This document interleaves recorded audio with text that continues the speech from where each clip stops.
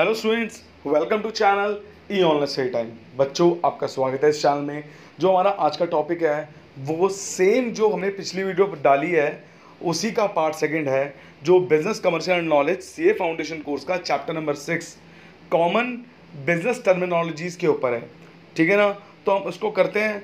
अब देख सकते हैं जो हमारा आज का जो टॉपिक है वो है मार्केटिंग टर्मिनोलॉजी।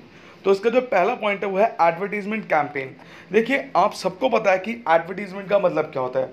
अब जैसे आपने देखा होगा, मुथूट फाइनेंस है, उसकी ऐड आती है, घर में पड़ा हो सोना तब काहे करो ना, आज कुछ तूफानी करते हैं तो red will give you the wings. तो ये सब क्या है? एडवर्टीजमेंट है ना, हम इससे इन्फ्लुएंस होते हैं। तो एडवर्टीजमेंट कैंपेन करने से क्या होता है कि हमें पता चलता है एक पर्टिकुलर प्रोडक्ट के बारे में, तो उसको बोलते हैं advertisement campaign. An organisation programme of advertising activities over a particular period with specific aim. उनका एक स्पेसिफिक एम होता है, जैसे आज कुछ तूफानी करते हैं, ठीक है ना, और डर के आगे जीत है, ठीक है ना, तो वही वाला हिसाब है। तो for example an increase in sale और अवेयरनेस ऑफ द प्रोडक्ट। दो कारण होते हैं, या तो वो सेल्स बढ़ाएंगे या प्रोडक्ट की अवेयरनेस को बढ़ाएंगे। जो हमारा सेकंड पॉइंट है इसमें एडवर्टीजमेंट। एडवर्टाइजिंग का मतलब क्या होता है? ये एडवर्टाइजिंग का जो पार्ट होगा आपने पढ़ा होगा अपने क्लास 12 के चैप्टर में, ठीक है। Advertising is any paid form of non personal presentation and promotion of ideas, goods and services through mass media such as newspaper, magazine, television और radio by an identified sponsor. Advertising का मतलब क्या होता है? आप एक ऐसा पेड फॉर्म और नॉन पर्सनल प्रेजेंटेशन तरीका है जब हम अपने आइडियाज़ को, अपने व्यूज़ को दिखाते हैं, जिससे क्या हो, मास मीडिया के थ्रू, जिससे क्या हम उस चीज़ को सेल्स कर पाए या अवेयरनेस जनरेट कर पाए। किसके through? Mass means of communication के थ्रू, जैसे न्यूज़पेपर, मैगजीन, टेलीविजन, रेडियो और कोई भी आइडेंटिफाइड स्पॉन्सर। आजकल के टाइम पे सोशल मीडिया प्लेटफॉर्म हो गया है, फेसबुक हो गया, व्हाट्सएप हो गया, ट्विटर हो गया, इंस्टाग्राम हो गया एंड यूट्यूब हो गया। आजकल ये भी ऐड हो गए हैं। आगे जो हम चलते हैं आफ्टर सेल सर्विस। इसका मतलब क्या होता है? आपने दुकान से एक फ़ोन परचेज किया, मान लो वीवो का या ओप्पो का या आईफोन या कोई भी एक पर्टिकुलर फ़ोन परचेज किया, ठीक है ना। अगर जैसे आपने एक फ़ोन परचेज किया, मान लो 1-2 महीने के बाद वो फ़ोन में कुछ प्रॉब्लम आ जाती है, आप कस्टमर केयर पे गए, आपने कस्टमर केयर में जाके बोला, सर मेरा फ़ोन ख़राब हो गया था, मैं इतने महीने में लेकर गया था, ये रहा मेरा बिल, ये रहा मेरा डब्बा, आप इसको प्लीज़ ठीक करके दे दीजिए। उन्होंने आपको ठीक करके दे दिया। जो उन्होंने आपको ठीक करके दिया उसको बोलते हैं after sale service. The services received after the original goods और services have been paid for. Often this service is provided as part of warranty और guarantee scheme associated with the product, services and purchase. समझ आ गया? चलो आगे चलते। Agent. Agent मैंने आपको बता दिया था एजेंट क्या होता है। मान लो आपको कोई सामान लेना है, अब जैसे मान लो आपको वीवो का फ़ोन लेना है, आप वीवो का फ़ोन डायरेक्टली वीवो की कंपनी से जाके तो नहीं खरीद सकते ना, आपको एजेंट के थ्रू लेना पड़ेगा। एजेंट इसमें कौन है? जो हमारे दुकान वाले हो गए, तो उसको बोलेंगे एजेंट। तो क्या हो गया? Agent is a part of distribution channel, एक पार्ट है डिस्ट्रीब्यूशन चैनल का, जो इफेक्टिवली हमारे होलसेलर को रिप्रेजेंट करता है। बायर और सेलर के बीच में एक कड़ी हो जाती है वो, ठीक है, और वो परमानेंट बेसिस पे होता है, क्योंकि ये ऐसा फंक्शन है जो हमारे टाइटल को प्रेजेंट करता है। आगे हम चलते हैं बैरियर टू ट्रेड। जैसे आपने कभी देखा होगा, रास्ते में चलते थे, बैरिकेड लग जाते हैं, पुलिस वाले रोक देते हैं। तो रुकावटें, ट्रेड में कौन कौन सी रुकावटें आती है? Something that makes trade between two countries more difficult for और एक्सपेंसिव। सही बात है, दो कंट्रीज के बीच में ट्रेड करना काफ़ी डिफिकल्ट और एक्सपेंसिव हो जाता है। For example tax on import, काफ़ी लगता है इम्पोर्ट में टैक्स करना, लगता है। बैरियर्स टू एंट्री एग्जिट, कभी कभार किसी बिजनेस में एंट्री करने के भी बैरियर होते हैं, एग्जिट करने के भी बैरियर होते हैं, रुकावटें। पे जब डोमिनोज का, जैसे मान लो किसको डोमिनोज की पिज़्ज़ा शॉप खोलनी है, तो वह थोड़ी कि जान ऐसे मर्जी नाम रख लेगा डोमिनोज, भैया ऑब्वियस बात है केस हो जाएगा, पेटेंट भैया उसकी एसेट है वो। तो ये वाला हिसाब है। इकोनॉमिक और other characteristics of a market place that make it difficult for new firm to enter और एग्जिट। नई फर्म को एंटर और एग्जिट के लिए काफ़ी डिफिकल्टी फेस करनी पड़ती है। Example includes economics of scale होता है, प्रोडक्ट डिफरेंशिएशन होता है, कैपिटल रिक्वायरमेंट होता है, कॉस्ट एडवांटेजेस होती है, अदर देन साइज, बहुत सारी प्रॉब्लमें आती है, ठीक है, उस एंट्री और फर्म में एग्जिट करने के लिए। Access to distribution channel, government policies. देखो, ये जो barriers to entry and exit of firm है, ये इकोनॉमिक्स का पार्ट है। तो साफ सीधी बात है, क्या होता है कि अगर किसी भी, मान लो मैं कल को बोलूँगा मुझे रेलवे लाइन बिछानी है, तो मैं थोड़ी रेलवे लाइन पटरियाँ थोड़ी बिछा लूँगा कि मैं खुद की ट्रेन चलाऊँगा, ऐसा नहीं होता है। आपको एक प्रॉपर पेटेंट लाइसेंस लेना पड़ता है, ठीक है ना। जो अगला हमारा बेंच मार्किंग। बेंच मार्क क्या शो करता है? आपका प्रोडक्ट कितना सुपीरियर है आपके कॉम्पिटिटर के प्रोडक्ट से, ये शो करता है। अब जैसे मान लो ई online study time is setting a benchmark so that ki we whatever the content I am providing you, that is different from the others. जो मैं बता रहा हूँ प्रोडक्ट, जो भी मैं प्रोडक्ट दे रहा हूँ वो बहुत डिफरेंट है, जो भी सर्विसेज दे रहा हूँ। तो ये बेंचमार्क हो गया एक, कि मेरा कोई स्टाइल होगा, हर यूट्यूबर का एक स्टाइल होता है, जैसे मेरा तो बेंचमार्क बोलते हैं उसको। तो जैसे हमारा बेंचमार्क क्या है, we are it's time to get ready, we are here for online study. तो it's a benchmark for us कि यार हम स्टार्ट हमेशा इसी से करते हैं। इस बार मैंने इसलिए इस वीडियो में स्टार्ट क्यों नहीं किया, क्योंकि मैं चाहता था कि बेंचमार्क में मैं स्टार्ट करूं। तो benchmark is the process of comparing the product, compare करते हैं दो प्रोडक्ट को and services of business against those of competitors in a market, उन कॉम्पिटिटर्स से मार्केट में, और leading business in other market in order to find ways improving quality, कभी हमेशा कंपैरिजन करना, क्वालिटी को इंप्रूव करना, and performance and analysis of competitor strength and weakness use to evaluate a firm relative competitive position, opportunities और improving and success and failure in achieving such improvement. उन सबको सारे इंप्रूवमेंट को देखना, उस किस तरीके से इंप्रूवमेंट कर रहे हैं, उसको हम बोलते हैं बेंचमार्क। अगला होता है ब्रांड इक्विटी। सिंपल भाषा में ब्रांड इक्विटी का मतलब क्या होता है, आपने एडिडास के शेयर लिए। अब एडिडास ऑब्वियस सी बात है एक बहुत ब्रांड है, Puma, Adidas, whatever the companies those who are having a अच्छा इनकी सेल होती है, और वो इंटरनेशनल कंपनीज होती है। अगर मैं स्पार्क्स की बात करूं वो भी अच्छा है, लोटो भी अच्छा है, तो इनका अगर इक्विटी शेयर लेता है तो उसको ब्रांड इक्विटी बोलते हैं।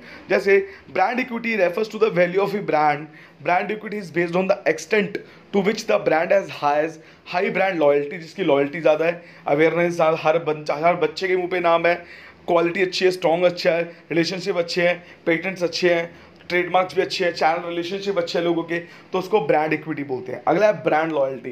एक ब्रांड कितना लॉयल है, Apple best example, brand loyalty और ख़त्म, कि किस तरीके से स्टैंडिंग डिसीजन है कस्टमर का to purchase a particular product और सर्विसेज। देख एप्पल का नाम आते ही एप्पल में कोई खराबी आती है तो वो सीधा रिप्लेस ही होता है, ठीक है ना। तो ये ब्रांड लॉयल्टी है।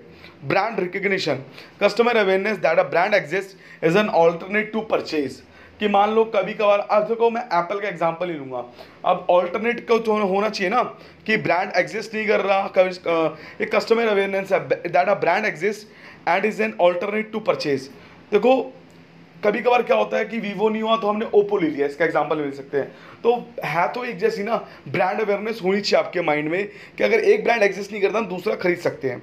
आगे ब्रांड क्या होता है आपको पता होगा, एक ब्रांड क्या होता है, स्पेसिफाइड प्रोडक्ट फॉर्म। एक प्रोडक्ट फॉर्म होता है स्पेसिफाइड का, जिसमें एक ब्रांड नेम भी हो सकता है। डिटॉल का साइन प्लस का होता है, राइट का साइन किसका होता है, नाइकी का, राइट समझते हैं नाइकी है, ठीक है ना। तो डिज़ाइन भी हो सकता है, लोगो भी हो सकता है, पैकेजिंग भी हो सकती है, जिससे हम पर्टिकुलर एक आइडेंटिटी पहचान पाए एक प्रोडक्ट की। अगला क्या है हमारा बिजनेस मॉडल। बिजनेस मॉडल क्या होता है, a company business model is management story line for how the strategy will be a money maker. किस तरीके से हम स्ट्रेटेजी बनाएं जिससे हम पैसे कमा सके, उसको हम बिजनेस मॉडल बोलते हैं। जैसे मान लो जियो ने एक बिजनेस मॉडल बनाया तो उसने पैसे कमाए ना, फ्री देकर फिर एंड में पैसे लिए, और जिस तरीके से उसने पैसे लिए कम रेंज में लोगों को सेटिस्फाई किया, उसने पैसे बनाए, तो उसको बोलेंगे बिजनेस मॉडल। बिजनेस पोर्टफोलियो भी एक तरीके से पार्ट ही बोल सकते हैं बिजनेस मॉडल का।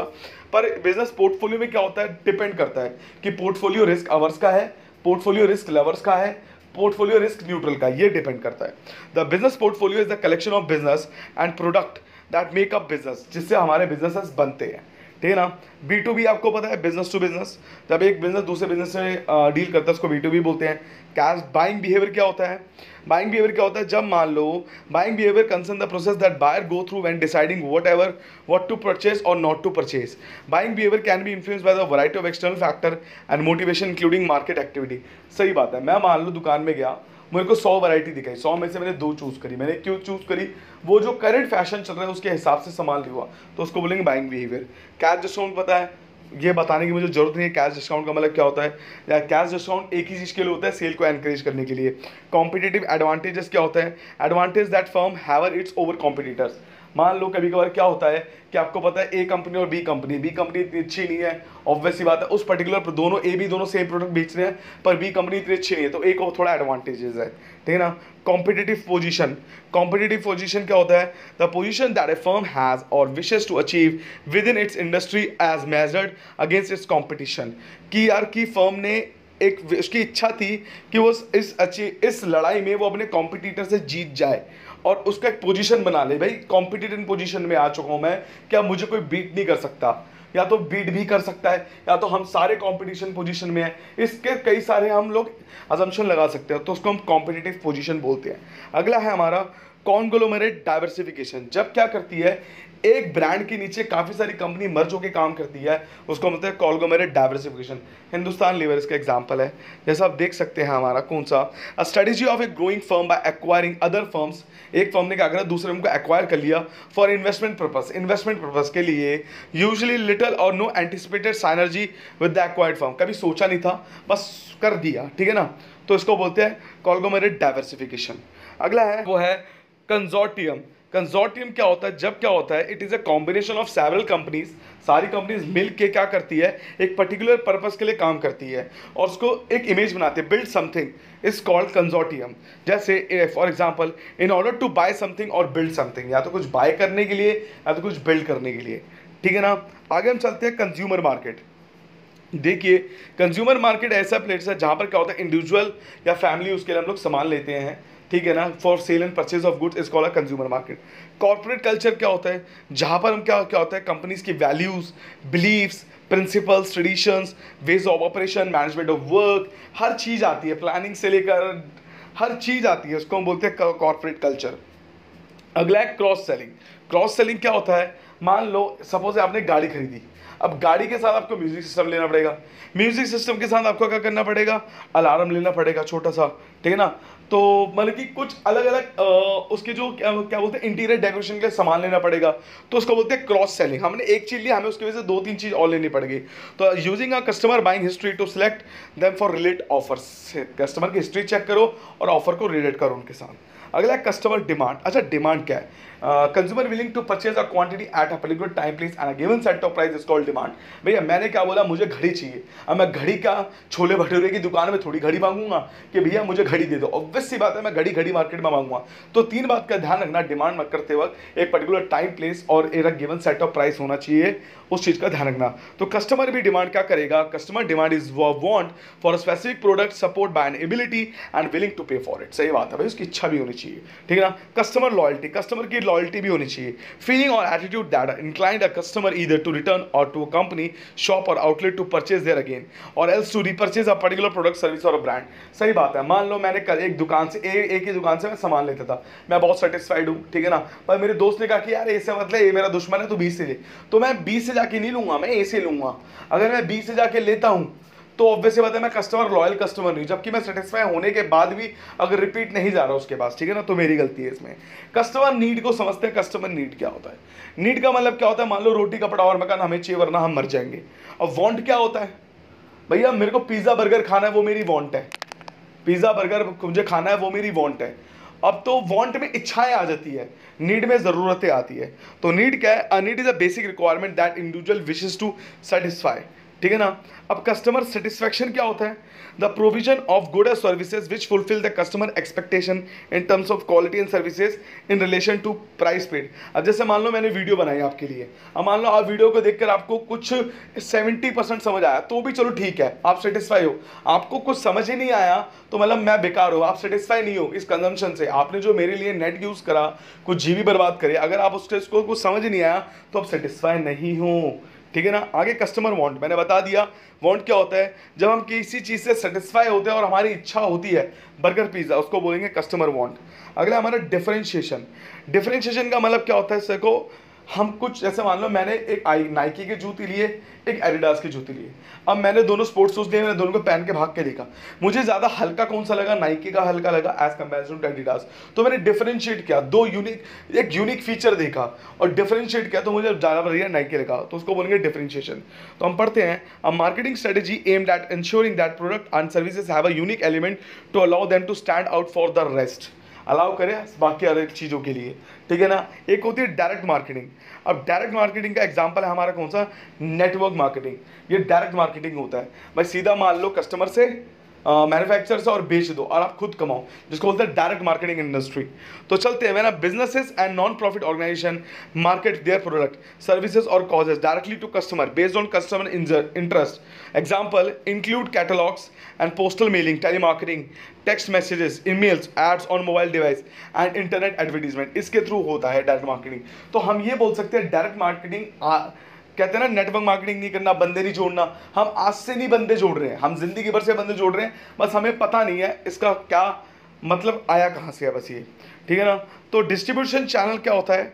देखो बेटा, हम कोई अगर सामान बनाते हैं, हमने मान लो कोई सामान बनाया, वो सामान ऑब्वियसली बात हम पहुंचाएंगे कैसे कस्टमर तक, उसके कुछ चैनल्स होते हैं, ठीक है ना। तो उसको हम डिस्ट्रीब्यूशन चैनल बोलते हैं। जैसे मान लो मैन्युफैक्चरर से होलसेलर, होलसेलर से रिटेलर, रिटेलर से कंज्यूमर, ये कहाँ तक पहुंचेगा, इसको चैनल बोलते हैं। तो the network of organization necessary to distribute good और services from the manufacturer to the customer. The distribution channel therefore potentially consist of manufacturer, distributor, wholesaler and e retailer. इन पांचों बंदों से होता है, इसको बोलेंगे डिस्ट्रीब्यूशन चैनल, ठीक है ना। डाइवर्सिफाई मतलब करना, आपकी कंपनी दिल्ली में है, दिल्ली से आपने पंजाब लेकर गए, पंजाब से हरियाणा, हरियाणा से गुजरात, गुजरात से तमिलनाडु, तो इसको डाइवर्सिफाई करने को बोलते हैं, अपने एक वाइड वैरायटी ऑफ रेंज को बढ़ाना और दूर दूर तक माल को पहुंचाना, इसको बोलेंगे डाइवर्सिफिकेशन। ई कॉमर्स के बारे में मैं बताना जरूर नहीं समझूंगा, क्योंकि ऑब्वियसली बात है सबको पता है, आजकल की आप जो कोविड-19 की वजह से पूरी दुनिया ई हो चुकी है, इलेक्ट्रॉनिक ई कॉमर्स की हो चुकी है, हर चीज़ इंटरनेट में अवेलेबल है। The uses of technology such as internet को यूज़ करते हैं, electronic data exchange and industry extranets to streamline business transaction, हर चीज़ ऑनलाइन के थ्रू हो रहा है, इसको बोलेंगे e commerce. Economy of scale का क्या मतलब होता है? Reduction in the cost through larger operating units, spreading fix cost over large number of items units. जैसे इकोनॉमिक्स ऑफ सेल का मतलब क्या होता है? जब हम क्या करें, अपनी कॉस्ट को रिड्यूस करते हैं, जब हम कोई लार्जर ऑपरेटिंग यूनिट्स में काम करते हैं और अपनी स्प्रेड करते हैं फिक्स कॉस्ट को over large number of items, जब हम लार्ज नंबर ऑफ आइटम में फिक्स कॉस्ट को बढ़ाते हैं, उसको भी कम करना होता है, उसको बोलते हैं इकोनॉमीज ऑफ स्केल। आगे हम चलते हैं एक्सटर्नल एनवायरनमेंट। आपको पता है एक्सटर्नल एनवायरनमेंट कौन से होते हैं भाई? कॉम्पिटिटिव पोजीशन क्या है, स्ट्रेटेजिक ऑप्शंस क्या है, हमारा एनवायरनमेंट कैसा है बाहर का, उसको बोलेंगे कॉम्पिटिटिव एनवायरनमेंट। अगला है FMCG। देखो बेटा, Vestige is the best business of FMCG। आपको पता होगा वेस्टीज के बारे में, तो मैं फिर भी नहीं बता देता हूँ आपको FMCG क्या है। जहाँ खाने पीने के प्रोडक्ट की बात आती है, वहाँ पर हमारा FMCG को बोलते हैं। जैसे fast moving consumer goods are to sell in high volumes with low unit value and having fast customer repurchase, customers को रीपर्चेज बार बार करता है। इन example include soap, toothpaste, hair oils, jams, ketchup, packet juice, ready meals, baked beans etcetera, इसको हम बोलते हैं FMCG। अगला है फोरकास्टिंग। फोरकास्टिंग का मतलब क्या होता है? The process of estimating future demands by anticipating what buyer are likely to do. Buyer क्या करना चाहते हैं under a given set of marketing condition, एक गिवन सेट मार्केटिंग कंडीशन में। For example economic confidence, disposable income and pricing level, ये तीनों हैं कि फ्यूचर में क्या करना है उसके बारे में बताया गया मार्केटिंग कंडीशन में। आगे हम चलते हैं, अगला हमारा इनोवेटर्स। इनोवेटर्स का मतलब क्या होता है? जो क्या करे, न्यू प्रोडक्ट्स को फर्स्ट अर्ली अडॉप्ट करते हैं, एनवायरनमेंट को स्कैन करके जो फर्स्ट प्रोडक्ट को लॉन्च करते हैं, अपने हिसाब से माइंड में बनाते हैं, इनोवेशंस करते हैं, उनको हम इनोवेटर्स बोलते हैं, ठीक है ना। आगे हम चलते हैं इंटरनल मार्केटिंग। इंटरनल मार्केटिंग का मतलब क्या होता है? ये प्रोसेस होता है electing support for a company and it activities among its employ. ये क्या करते हैं? अपनी कंपनी के अंदर के लोगों को सपोर्ट करते हैं किसी इलेक्ट एक्टिविटीज़ के लिए, जिससे क्या हो, उनके गोल्स अचीव हो। और इस प्रोसेस को नंबर ऑफ लेवल्स में क्या किया जाता है? इंडिविजुअल्स को प्रमोट किया जाता है कि भाई करें, मार्केटिंग कैंपेन्स करें, जिससे क्या हो, हमारे ओवरऑल बिजनेस की स्ट्रेटजीज बढ़े और हम लोग अच्छे खासे लेवल में ग्रोथ करें। अगला है जॉइंट वेंचर। जब दो कंपनी मिलके एक बन जाती है, उसको जॉइंट वेंचर बोलते हैं, ये बात आपको पता है, ठीक है ना। A third party commercial operation establish by two और more firms to pursue a particular market, a source supply और other business opportunity. It is created and operated for the benefit of the co owner. ठीक है बच्चों, समझ आ गया आपको। Long term objective क्या होते हैं? लॉन्ग टर्म ऑब्जेक्टिव जो हमारे एक साल या एक साल से ऊपर के जो ऑब्जेक्टिव होते हैं उसको लॉन्ग टर्म ऑब्जेक्टिव बोलते हैं। या ये भी बोल सकते हैं जब हमें मल्टी पीरियड ऑफ टाइम तक के लिए काम करना पड़े, जब हमारा प्रॉफिट बहुत ज़्यादा हो, रिटर्न ऑन इन्वेस्टमेंट बहुत ज़्यादा हो, टेक्नोलॉजी ज़्यादा लग रही है, लीडरशिप प्रोडक्टिविटी ज़्यादा लग रही है, एम्प्लॉय रिलेशन बहुत ज़्यादा हो रहा है, तो हमारे लॉन्ग टर्म ऑब्जेक्टिव होते हैं। मार्केट डेवलपमेंट क्या होती है? मार्केट डेवलपमेंट का मतलब क्या होता है? जब एक ऐसा प्रोसेस जहाँ पर सेल्स बढ़ रही है एग्जिस्टिंग प्रोडक्ट से, या फिर हम नया वर्जन ला रहे हैं उस दूसरे कस्टमर ग्रुप के साथ, उसको बोलते हैं मार्केट की डेवलपमेंट करना। मार्केट एंट्री क्या है हमारा? मार्केट एंट्री के बारे में बहुत ईजी बताना है। Launching a new product and bang on the market. आपने जियो लाया, फाड़ दिया, पतंजलि लाया, फाड़ दिया, वेस्टीज आई, फाड़ दिया, तो ये सब क्या है हमारी बेसिकली क्या है? मार्केट डेवलपमेंट के बारे में बताना है, मार्केट डेवलपमेंट और मार्केट एंट्री के बारे में। Market leader, the company that has control over a certain market. एक ऐसी कंट्री जिसने मार्केट को पूरा कंट्रोल कर रखा है। मोबाइल कंपनी में इस टाइम बेस्ट हमारे जियो ही है, जियो से बढ़िया कोई नहीं है, ये बात सभी को पता है। दूसरा, अगर मैं बोलूँ इस टाइम हमारा ऑनलाइन मार्केट बहुत तगड़ा चल गया है, बहुत तगड़ा चल गया है, तो पूरा मार्केट बहुत कवर कर रखा है। अगर लॉकडाउन से पहले की बात करूं तो कौन सी पर्टिकुलर फील्ड में मार्केट बहुत अच्छी थी? हमारी फूड शेल्टर, खाने पीने की मार्केट बहुत अच्छी है, और हमारी कपड़ों की मार्केट बहुत अच्छी है, ठीक है ना। हम आगे चलते हैं, हमारा कौन सा है मार्केट पोजीशन। देखो मार्केट पोजीशन क्या होता है? ऐसी मार्केटिंग स्ट्रेटेजी जो ये बताती है business product and service against those it's of its competitor in the mind of consumer. भैया देखो ऑब्वियस बात है, मुझे पता होगा मेरा कॉम्पिटिटर क्या काम कर रहा है, मेरा कॉम्पिटिटर कैसे कस्टमर को हैंडल कर रहा है, हमें ये चीज़ सोच के चलना और उससे बेटर सर्विस देना हमें बोलते हैं मार्केटिंग पोजीशनिंग। मार्केट रिसर्च करना सबको पता है कि सबसे पहले क्या करो, गैदर करो, रिकॉर्ड करो, एनालाइज करो डेटा को, और जो भी प्रॉब्लम है कॉम्पिटिटर जो प्रॉब्लम नहीं सॉर्ट आउट कर पा रहा है उसको सॉर्ट आउट करके कस्टमर को दो, जिससे कि आपकी ग्रोथ हो जाए। मार्केट सेगमेंटेशन क्या होता है? Dividing the customer. हम कस्टमर को डिवाइड करते हैं based on different consumer characteristics. जैसे क्या हो गया, एक कस्टमर सस्ता है, एक कस्टमर क्वालिटी वाला है, एक कस्टमर ब्रांड वाला है, एक कस्टमर एवरेज है, तो इनमें डिवाइड करना, उसको बोलेंगे मार्केट सेगमेंटेशन। अगला है हमारा मार्केट शेयर का मतलब क्या होता है? Market share can be defined as the percentage of all sale. Market share का मतलब होता है, डिफाइन करता है सारी परसेंटेज सेल का विद इन अ मार्केट, एक मार्केट में, that is held by one brand, एक ब्रांड लेती है, उसको बोलते हैं मार्केट शेयर। मार्केट टारगेटिंग क्या होता है?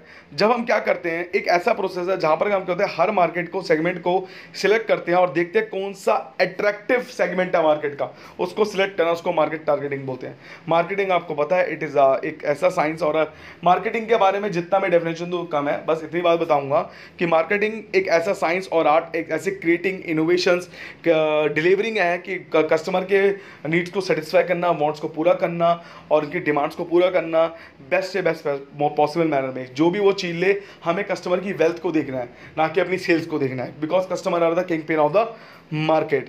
और जितने ही बेस्ट से बेस्ट अगर हम प्रॉफिट्स कमाना चाहते हैं तो हमें क्या करना है, वो serves the best he earn the most. और डिज़ाइन एंड प्रमोशन पे पूरा ध्यान दे, जिससे क्या हो, प्रोडक्ट की क्वालिटी चीप एंड बेस्ट हो और क्वालिटी बहुत अच्छी हो, ये बात ध्यान रखना।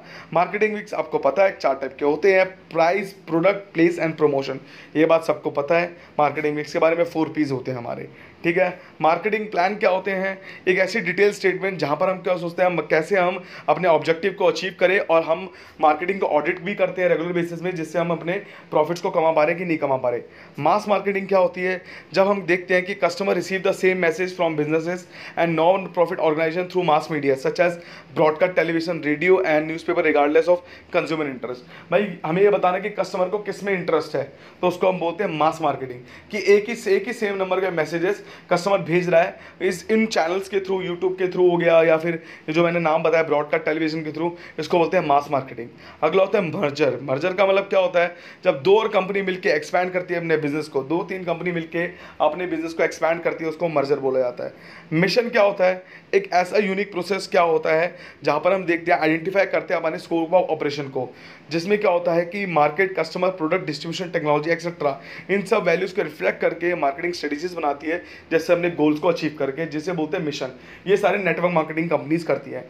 नीश मार्केटिंग क्या होता है? जैसे मान लो आप खाना बनाते हो, शाही पनीर बनाते हो, तो शाही पनीर में क्या क्या लगता है? मान लो 5 इंग्रेडिएंट लगते हैं, पनीर लगता है, मसाला लगता है, मसाला अलग तरीके से लगता है। हमने खाली एक पनीर पे वर्क करना है, एक बंदा पनीर पे वर्क कर रहा है, एक बंदा मसालों पे वर्क कर रहा है, एक बंदा नमक पे वर्क कर रहा है, एक बंदा अलग चीज़ पे, उसके पेस्ट पे वर्क कर रहा है।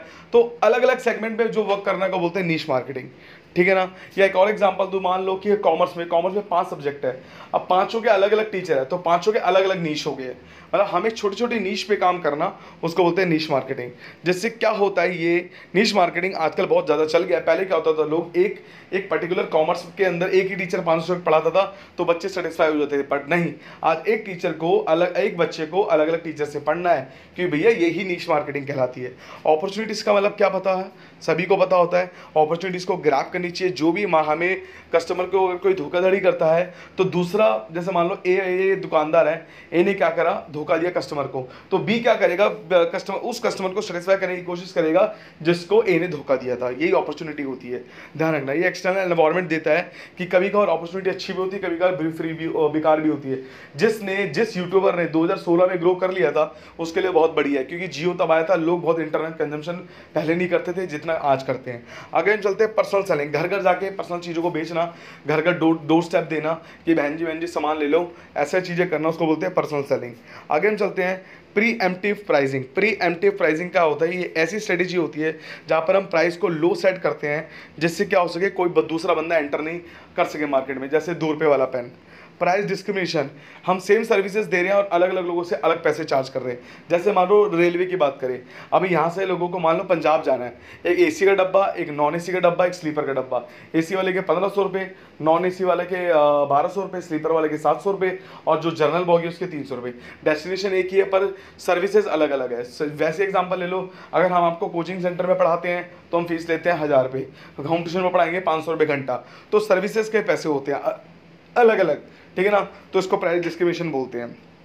अगला होता है price elasticity of demand, percentage change in quantity और percentage change in quantity upon percentage change in price. कितनी परसेंटेज चेंज हो रही है quantity with respect to price में, उसको हम बोलते हैं प्राइस इलास्टिसिटी ऑफ डिमांड।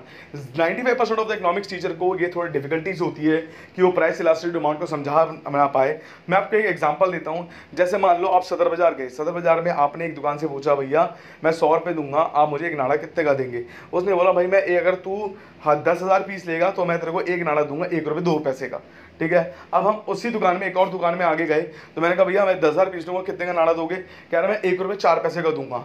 हम एक और दुकान में आगे गए, उसने कहा 90 पैसे को दूंगा।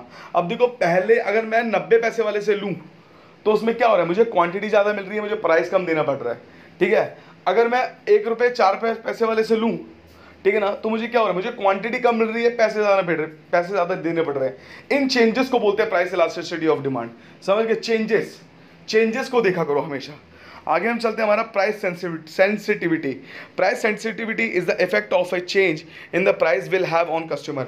मान लो कभी कभी क्या होता है, देखो अब 1 रुपये, एक में 2 पैसे का फर्क था, एक में सीधा 10 पैसे का फर्क था। तो मैंने जिसमें पैसे कम थे, मैंने क्या, मेरे माइंड में आया चले सस्ती चीज़ उठा लेता हूँ, क्योंकि कस्टमर सस्ता भी ढूंढता है, क्वालिटी के साथ सस्ती चीज़ मिल जाए ना तो कस्टमर खुश हो जाता है कभी कभार। आगे हम चलते हैं, जो हमारा है आगे टॉपिक है प्राइस स्कीमिंग। प्राइस स्कीमिंग का क्या होता है? Price skimming involves charging a relatively high price for a short time where a new, innovative or much improved product is launched onto the market. जैसे मान लो बेटा पार्कर पेन, या मान लो Audi car ने क्या करा था, मान लो ऑडी कार है जिसने सबसे पहले महंगी कार बनाई हुई ऑडी कार ने एक टाइम में अपना प्रॉफिट जितना था कमाना था कमा लिया, ठीक है। ऑडी को देख के 3-4 कंपनी और आ गई। अब वो जो 3-4 कंपनी और आई उन्होंने भी सेम प्राइस रखा, पर ऑडी ने क्या करा, उस टाइम पे प्राइस कम कर दिए। तो क्या होगा, दूसरी मार्केट दूसरे बंदे सर्वाइव नहीं कर पाएंगे। तो इसी को बोलते हैं प्राइस स्कीमिंग करना, ठीक है। हम आगे चलते हैं। आगे हमारा प्राइस क्या होता है? एक फाइनेंशियल एक्सप्रेशन टर्म है। अगर आप मार्केट में कोई भी सामान लेने जाते हैं, आपको उस चीज़ के पैसे देने पड़ते हैं, उसको हम बोलते हैं प्राइस। हम मार्केट में गए, हमने पैसे देने हैं, उसको हम बोलेंगे प्राइस करना, ठीक है ना। भाई 5 का पेन लिए तो 5 रुपये दिए, 10 का पेन लिए तो 10 रुपये दिए, इसको हम बोलेंगे। अगला होता है हमारा पब्लिसिटी करना। अब मान लो रास्ते में देखा होगा, अब जैसे चिल्ला रहा है, जहाँ हम अगर मान लो आप मुंबई में रहते हो तो मुंबई में मार्केट होती है मलाड साइड में, आप वहाँ पर देखो बंदे चिल्ला रहे हैं 150 जनपद की मार्केट 300 400 500 सामान ले लो, ये एक प्रमोशन होती है। एडवर्टीजमेंट एक पब्लिसिटी स्टंट होता है। जैसे हमारे हीरो हीरोइंस पब्लिसिटी स्टंट करते हैं कपिल शर्मा शो में आके, तो उसको बोलते हैं पब्लिसिटी करना। प्रमोशनल एक्टिविटी होती है जिससे अपने बिजनेस को प्रमोट कर सके मीडिया के थ्रू, ये नॉट पेड होता है बाय द बिजनेसेस, ठीक है ना। सेल्स प्रमोशन क्या होती है? बहुत सारी होती है सेल्स प्रमोशन। फ्री सैम्पलिंग करना, लोगों को फ्री सैंपल देना, सर्वे करना, डोर टू डोर डेमोन्स्ट्रेशन देना, एक कंपटीशन बनाना, अट्रैक्टिव प्राइजेस रखना, कूपन्स रखना, डोर टू डोर कॉलिंग करना, टेलीफोन सर्विसेज देना, पर्सनल लेटर देना, रिबेट देना, आपने कोई सामान लिए उसका स्क्रैच कूपन लेना, इसको हम बोलेंगे सेल्स प्रमोशन करना, ठीक है ना। शॉर्ट टर्म ऑब्जेक्टिव्स क्या होते हैं? जो 1 ईयर से लेस होते हैं और दे ऑफन ये कोइंसाइड होता है लॉन्ग टर्म से। अगर जिसके शॉर्ट टर्म लॉन्ग जिस कंपनी के शॉर्ट टर्म ऑब्जेक्टिव पूरे आते हैं ना, तो वो कंपनी लॉन्ग टर्म ऑब्जेक्टिव भी पूरे कर लेती है। वो डिपेंड करता है कि शॉर्ट टर्म ऑब्जेक्टिव कितने स्पीड में कर रही है। स्टेक होल्डर कौन से होते हैं? स्टेक होल्डर वो होल्डर होते हैं दोज वो affect the business and the business whom affected by whom, जो बिजनेस को अफेक्ट करते हैं और जिससे बिजनेस अफेक्ट होते हैं, उसको हम बोलते हैं stakeholder. A person, group और business that's an interest in the outcome of a firm operation, जो इंटरेस्ट लेते हैं किसी भी फर्म में, ठीक है ना। जो पहले वाली डेफिनेशन बनाई थी वो मैंने अपनी मर्जी से बनाई थी और वो भी डेफिनेशन सही है, ठीक है। जैसे मान लो उसमें कौन कौन से होते हैं, कस्टमर, सप्लायर, गवर्नमेंट, इन्वेस्टर, ये सारे होते हैं। स्ट्रेंथ क्या होता है, एक बंदे की ताकत कि भैया उसकी स्किल्स क्या है, एबिलिटी क्या है, इनोवेशन क्या है, क्रिएटिविटी क्या है, जिससे वो अपने गोल्स को अचीव कर सके, कॉम्पिटिटर को हरा सके, इसको बोलते हैं स्ट्रेंथ, ठीक है ना। आगे टारगेट मार्केटिंग मैंने बता दिया, ठीक है ना। टेली मार्केटिंग क्या होता है, जहाँ कॉल सेंटर्स, बीपीओ को टेली मार्केटिंग बोलते हैं, ठीक है ना, साफ सीधी बात है। टेस्ट मार्केटिंग क्या होता है, जब कोई नया प्रोडक्ट आता है उसको टेस्ट करते हैं, सैंपल्स कस्टमर को देते हैं कि कस्टमर कितने सेटिस्फाइड है। एक पर्टिकुलर जोग्राफिकल एरिया बाउंड्रीज में आपने देखा होगा कभी कभार एरिया में सर्वे करने आते हैं, कहते हैं प्लीज़ आप अपना 5 मिनट दे दो, आप प्रोडक्ट को यूज़ कर लो, हम आपको एक गिफ्ट दे देंगे। हम गिफ्ट के लालच में चले आते हैं, प्रोडक्ट का सर्वे करते हैं और तब हमें पता चलता है कि वो क्या है, ठीक है ना। आगे होता है थ्रेट, जिसको बोलते हैं एनवायरनमेंट स्कैन करना। हमेशा एनवायरनमेंट स्कैन करना चाहिए जिससे हम थ्रेट से दूर रह सके। कि बिजनेसमैन को प्रॉब्लम होती है कि अगर मान लो अर्ली वार्निंग सिग्नल्स नहीं मिलते किसी भी बिजनेसमैन को तो उसका बिजनेस डूब जाता है। इसीलिए कहते हैं बिजनेसमैन को हमेशा सतर्क रहना चाहिए, सावधान रहना चाहिए, जिससे क्या हो सके उनको कभी बिजनेस डूबे ना। आगे हम चलते हैं unique selling USP. Unique selling proposition is a customer benefit that no other product can claim. USP unique selling promotion एक ऐसा है कि जब इसमें क्या होता है कि no other product can claim, वो दूसरा प्रोडक्ट को क्लेम नहीं कर सकता है, कस्टमर को बेनिफिट मिलता है हमेशा इसमें। वीकनेस क्या होती है, लिमिटेशंस ऑफ स्किल। हमें कॉम्पिटिटर की वीकनेस पर देखना चाहिए और हमेशा उसकी वीकनेस को अपनी ताकत बना के हमें हमेशा दूसरों को हराना चाहिए, इसको हम बोलते हैं वीकनेस। तो बच्चों हमारा जो पार्ट सेकंड था पूरा कवर हो चुका है। अब हम अपने पार्ट थर्ड के साथ आने वाले हैं नेक्स्ट वीडियो में, वो है banking terminology and other terminologies. हम पार्ट थर्ड में ही वाइंड अप कर देंगे, जितना हो सके कोशिश करेंगे पार्ट थर्ड में वाइंड अप हो जाए, ठीक है। पार्ट फोर्थ आने की कोई जरूरत नहीं पड़ेगी, अगर पढ़ती भी है तो कोई इशू नहीं है। तो अब तक को मेरे चैनल को जिन्हें सब्सक्राइब नहीं किया सब्सक्राइब कर ले, बेल आइकन दबा दे और इस वीडियो को फैला दे। Thank you and bye bye.